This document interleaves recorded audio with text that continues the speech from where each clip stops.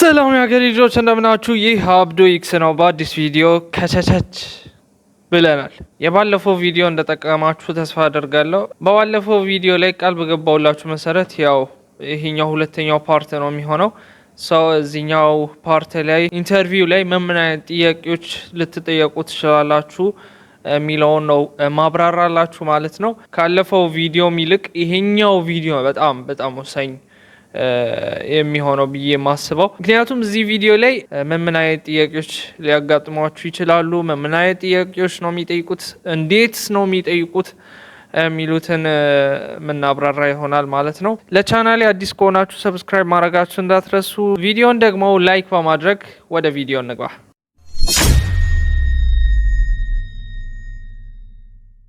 ያው ባለፈው ቪዲዮ ላይ በነገርኳችሁ መሰረት የዲያኒት ኢንተርቪው ተጀምሯል። የቱርክ ቡርስለር ደግሞ መቼ እንደሚጀምር አልታወቅም አይታወቅምም። ያው እነሱ አናውንስ እስኪያደርጉ ድረስ ማወቅ ከባድ ነው የሚሆነው። የቱርክ ዲያኒት ስኮላርሺፕ ደግሞ አናውንስ አድርጓል አንዳንድ ሀገራቶች ላይ።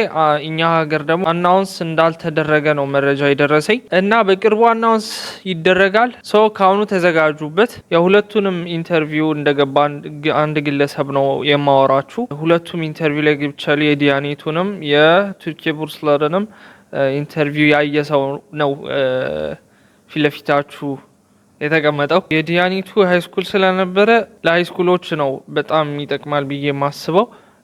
የቱርክ ቡርስለርም ደግሞ አለ፣ እሱም ለብቻ ያው አንድ ላይ መርጃ አድርጌ ላወራ ነው የፈለግኩት፣ ምክንያቱም ብዙም አይራራቅም።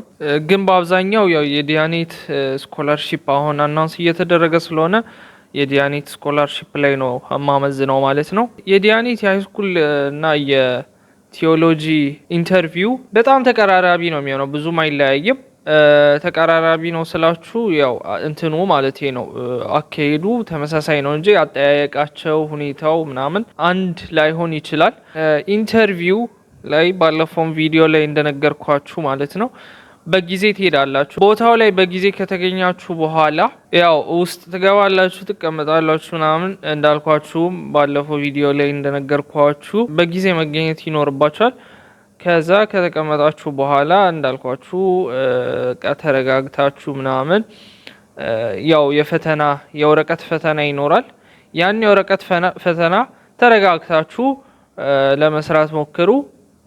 በቻላችሁ ታቅም ምንም ባዶ ወረቀት ላለመስጠት ሞክሩ። የቻላችሁትን ያህል ሞልታችሁ ሰርታችሁ ስጧቸው ማለት ነው። የዛሬ 3 አመት ምናምን ፖስቼ ነበር ምን አይነት ጥያቄዎች እንደሚጠይቁ እና የወረቀቱን ፈተና ካለፋችሁ በኋላ ማለት ነው። የወረቀቱ ፈተና ካለቀ በኋላ የሚያጋጥመን ኢንተርቪው ነው። ያው ፌስ ቱ ፌስ ኢንተርቪው ማለት ነው ከሰዎቹ ጋር። ያው አንድ ሰው አይደለም የሚሆነው ኢንተርቪው የሚያደርጋችሁ ሰው። አብዛኛው ሰው የኢንተርቪው ቋንቋ ምንድን ነው ብሎ ይጠይቃል። የኢንተርቪው ቋንቋ የሚሆነው በራሳችሁ ቋንቋ ነው። አስተርጓሚ ይኖራል። ከፈለጋችሁ አስተርጓሚን ማለት ትችላላችሁ። ያው አስተርጓሚ ተረጉምላችኋል። አይ እኔ እንግሊዘኛ እችላለሁ፣ ያው እንደድላችሁ ነው። ሰዎቹ እንግሊዘኛ የሚችሉ ከሆነ አረብኛ የሚችሉ ከሆነ እናንተ የምትችሉ ከሆነ እኔ በአረብኛ ማውራት ነው የምፈልገው ኦር ደግሞ በእንግሊዘኛ ከናንተ ጋር ቀጥታ ማውራት ነው የምፈልገው ብላችሁ ከነሱ ጋር ቀጥታ ኮሚኒኬት ማድረግ ትችላላችሁ ማለት ነው። ይሄኛው ደግሞ የተሻለ ውጤት እንድታመጡ ያረጋችኋል። ያው እኔም አረብኛ ስለምችል የዛኔ በአረብኛ ነበር ያወራነው ከሰውየው ጋር እና በጣም አሪፍ ጊዜ ነበረ። ግን ደግሞ እንዳልኳችሁ ነው፣ ምንም አትጨናነቁ። ማችሉ ከሆነ ይሄን ያህል ስትሬስ አታድርጉ። አስተርጓሚ አለ፣ በአስተርጓሚ ማውራት ትችላላችሁ ማለት ነው። እና የወረቀቱ ፈተና ፓርት ካለቀ በኋላ ለኢንተርቪው አንድ በአንድ ትጠራላችሁ ማለት ነው። ሊስት ይኖራችኋል። እነሱ ከሊስቱ ላይ እያነበቡ አንድ በአንድ ይጠሯችኋል ማለት ነው። ልክ ስማችሁ ሲደርስ ትገባላችሁ ማለት ነው። ልክ ስትገቡ ደግሞ ያው ማድረግ እንዳለባቸው ባለፈው ቪዲዮ ላይ ነግሬያችኋለሁ። አሁንም በትንሹ ላስታውሳችሁ። ያው በር ታንኳኳላችሁ፣ በር ላይ ትቆማላችሁ፣ ሰላም ትሰጣላችሁ፣ ግቡ ስትባሉ ትገባላችሁ፣ ተቀመጡ ስትባሉ ትቀመጣላችሁ። ከሀ እስከ ፐ ማለት ነው። ኢንተርቪው ላይ ከሀ እስከ ፐ በፈገግታ ነው ማለቅ ያለበት። በቃ ፈገግ እንዳላችሁ ግቡ፣ ፈገግ እንዳላችሁ ውጡ። በቃ ምንም በቃ ራሳችሁን አታጨናንቁ። ያው እኔ ሪላክስ ዶኜ እንደተቀመጥኩት አሁን አስተማሪዋ ብትመጣ ባይዘይ ትቀጣኛለች። እዚህ ኮምፒውተር ክላስ ነው የተቀመጠ። ያው ኮምፒውተር ይታያችኋል። እነዚህ ኮምፒውተሮች ተች ስክሪን መሆናቸውን ባለፈው ነው ያወቅኩት። ብቻ ከተቀመጣችሁ በኋላ ፈገግ ካላችሁ በኋላ ፈገግታ ሱና ነው ታውቃላችሁ። እና ሪላክስ ሆናችኋል እንዳልኳችሁ ከአካባቢው ጋር ከሰዎቹ ጋር ትንሽም ቢሆን ተላምዳችኋል ምናምን እና ምን አይነት ጥያቄዎች ሊያጋጥሟችሁ ይችላል ነው አሁን ዋናው የዛሬው ቪዲዮ የሚሆነው። እዛ ከገባችሁ በኋላ ምን አይነት ጥያቄዎች ስትጠየቁ ትችላላችሁ ነው። አብዛኛው ወይ ደግሞ ሁሉም ኢንተርቪዎች በኢንትሮዳክሽን ነው የሚጀምሩት። ራሳችሁን አስተዋውቁ ይለዋችኋል። እናንተ ደግሞ በምትችሉት ቋንቋ በእንግሊዝኛ ሊሆን ይችላል፣ በአረብኛ ሊሆን ይችላል። እንዳልኳችሁ ነው በእንግሊዝኛ እና በአረብኛ ማድረጋችሁ የተሻለ እንትን ይኖረዋል። ግን ደግሞ በራሳችሁ ቋንቋ መቀጠል ትችላላችሁ። ስሜ ይሄ ይባላል። እኔ ያደረኩት በአረብኛ ማውራት ትችላለህ ወይ ብዬ አስፈቅጄ አዎ ትችላለህ እንዴ? አዎ በአረብኛ ቀጠልኩ ማለት ነው። እና እንደዛ ማድረግ የምትችሉ ከሆነ እንደዛ አድርጉ። ማትችሉ ከሆነ በራሳችሁ ቋንቋ ራሳችሁን ታብራራላችሁ ማለት ነው። ሶ ተዘጋጁበት። ይሄ በጣም ወሳኙ ፓርት ነው። ስሜ እንትና ነው እንደዚህ ኢንትሮዳክሽኑን ለእናንተ ትችዋለሁ። እናንተ ክሪኤቲቭ ሆናችሁ በራሳችሁ መልክ በራሳችሁ መንገድ ራሳችሁን ኢንትሮዲውስ ታደርጋላችሁ ማለት ነው። ከኢንትሮዳክሽኑ በኋላ ያው ብዙ አይነት ጥያቄዎች ልትጠየቁ ትችላላችሁ። አንዱ የተጠየቀው ጥያቄ ሌላው ላይ ይጠየቅ ይችላል። ግን አብዛኛውን ጊዜ የሚጠየቁ ጥያቄዎችን ነው ይዤላችሁ የመጣሁት። አንደኛ ስለ ቱርክ ምን ታውቃላችሁ? ለምሳሌ የቱርክ ታሪክ ሊሆን ይችላል። ለምሳሌ የቱርክ ዋና ከተማ ምንድነች? የቱርክ ፕሬዝዳንት ማን ነው? የቱርክ ሪፐብሊክ መስራች ማን ነው? ቱርክ ውስጥ ስንት መስጊድ አለ? አራውቄ ነው። እንደዛ ጥያቄ እንኳን የለም። የቱርክ ከተሞችን ጥቀሱ። ኖት ያዛችሁ ጋይስ፣ እነዚህ እየጠቀስኳቸው ስለ ቱርክ ማለት ነው። ምን ታውቃላችሁ ጀነራሊ ስለ ቱርክ? ስለ ኦቶማን ኢምፓየር፣ ስለ ቱርክ ታሪክ ማለት ነው። ስለ ተርኪሽ ቋንቋ እንኳን አትጠየቁም። አላ ባንዲራ፣ ከተሞች እና ሂስትሪዋን ማወቅ ይጠበቅባቸዋል ማለት ነው። እነዚህን አይታችሁ ብትገቡ የተሻለ ይሆናል። ሌላኛው ደግሞ የሚሆነው ጀነራል ኖሌጅ ነው። አብዛኛው ጊዜ የምንጠየቀው ኦር ልትጠየቁ የምትችሉት ለምሳሌ ዓለም ላይ አንድ ሀገር ጠርተው ዋና ከተማ ምንድነች ሊሏችሁ ይችላሉ። ለምሳሌ ጊኔ ቢሳው ዋና ከተማ ምንድነች ብለው ሊጠይቁ ይችላሉ። ሶ የምታውቁ ከሆነ ጂኒየስ ከሆናችሁ ከዚህ በፊት የምታውቁት ለምሳሌ እኔ ብራዘሬ አለ አሁን ቤት እና የአፍሪካ ሙሉ ዋና ከተሞች ያውቃል። እና እንደዛ የምታውቁ ከሆነ መልሱ፣ ማታውቁ ከሆነ ዝም ብላችሁ እንትን አትበሉ፣ የምጣላችሁን አታውሩ። አይ አላቅም ብላችሁ ማለፍ ትችላላችሁ ማለት ነው። እንትን ሊሆን ይችላል እንዳልኳችሁ ዋና ከተማ ሊሆን ይችላል። የትኛውም ሀገር ዋና ከተማ ማለት ነው። የትኛውም ሀገር ለምሳሌ ኪሊመንጃሮ የት ነው ሊሏችሁ ይችላሉ። ማውንት ኤቨረስት የት ነው ምናምን ብለው ሊጠይቋችሁ ይችላሉ። ይሄ ጀነራል ኖሌጅ የምንላቸው ነገሮች ማለት ነው። እነዚህ ልትጠየቁ ትችላላችሁ። ያው ዋናው አላማው አሁን እዚህ ጋር እናንተ ከመለሳችሁ በቃ ፖዚቲቭ አፌክት እንዲያደርጋችሁ፣ ካልመለሳችሁ ደግሞ ለመለሰው የበለጠ ነጥብ እንዲሰጥ ነው። ከሌሎቹ ጋር እየተወዳደራችሁ ስለሆነ ለማወዳደር ያህል ነው እንጂ ሁሉም የማይመልስ ከሆነ ያው ያን ውጤት ሊያጣ ይችላል ማለት ነው። ሶ እንዳልኳችሁ ነው።